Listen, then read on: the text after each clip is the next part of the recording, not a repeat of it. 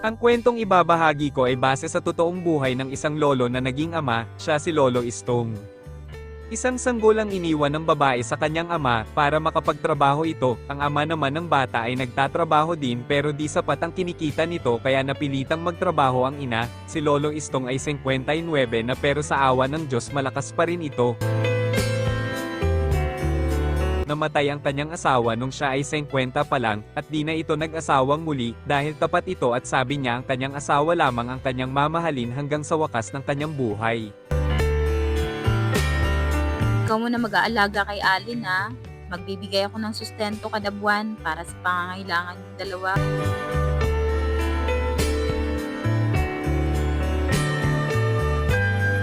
Siyam na buwan pa lang ang bata na si Allen simula nang iniwan ito sa kanya.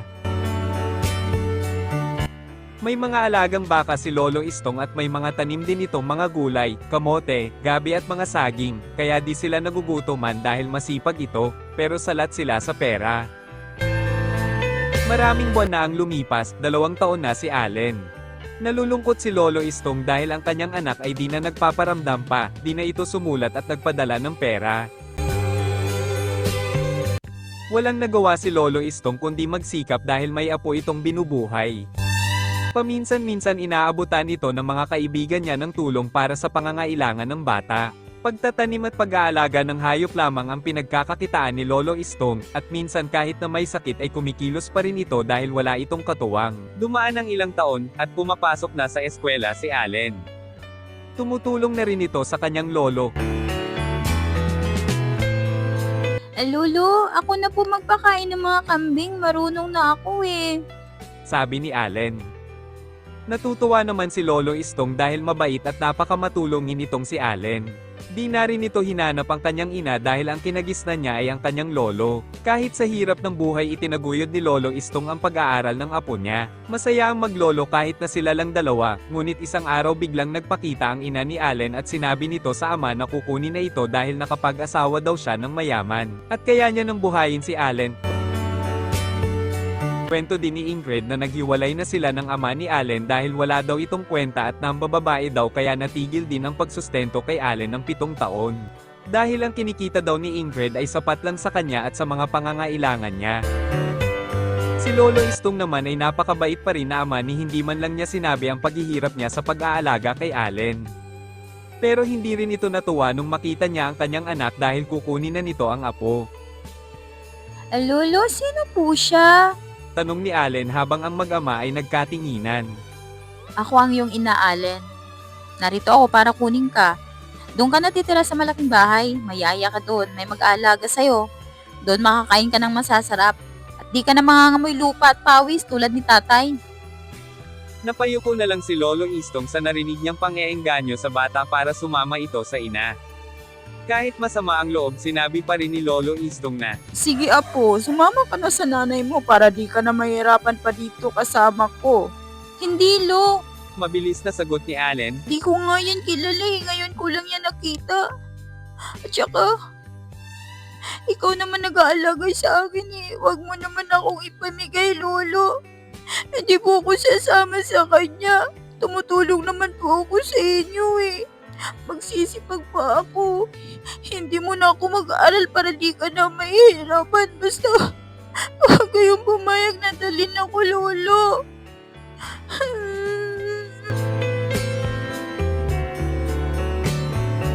Naiyak na din si Lolo Istong pero pinigil niya ito at di na ito nagsalita. Umalis ang ina ni Allen na di siya dala nito pero sinabi niya na babalikan niya ito at sisiguraduhin niyang dala na nito si Allen. May edad na ang asawa ni Ingrid at may problema ito kaya wala silang anak. Ayaw naman ng asawa nito na isama si Lolo Istong dahil tutol pala ito na kunin si Allen pero nakiusap lang siya para makapag-aral ng maayos ang bata.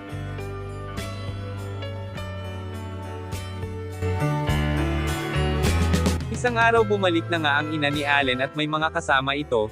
Nadatnan niya sa bahay si Allen habang nasa bukid ang kanyang lolo. Pinilit na sinakay sa sasakyan si Allen na nagpupumiglas pero wala itong nagawa.